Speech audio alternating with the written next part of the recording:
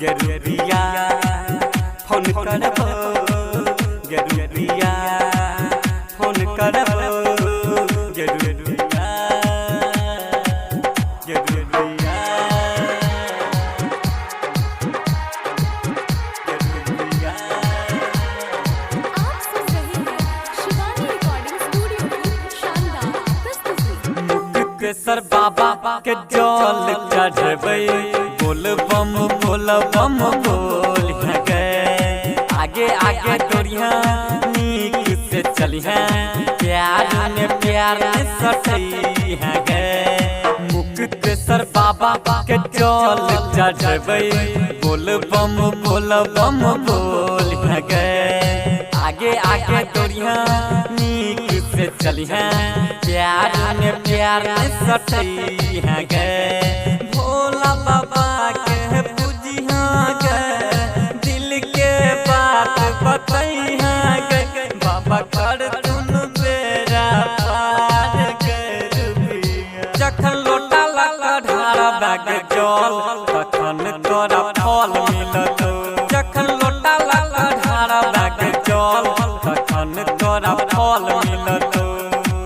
गेरुरिया गेरुरिया गेरुरिया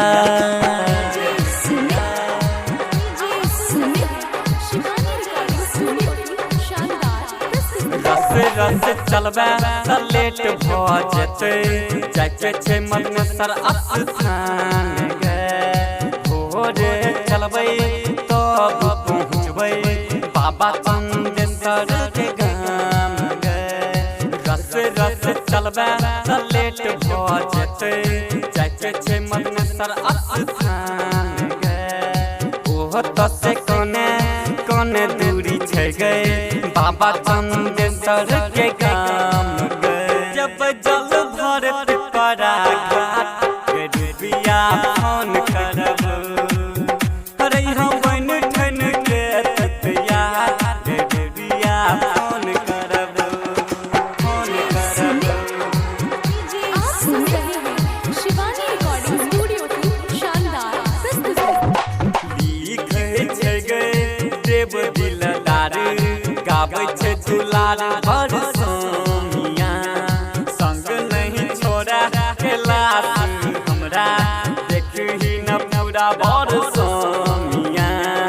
लिखै छै गए देव दिलदार गाबै छै दुलार भर सोमिया संग नहीं छोड़ा कैलाश हमरा देखही न पूरा भर सोमिया भर सोमिया। जखन लोटा लगा ढारा बैग जल तखन तोरा फल मिलत जखन लोटा लगा ढारा बैग जल तखन तोरा फल मिलत।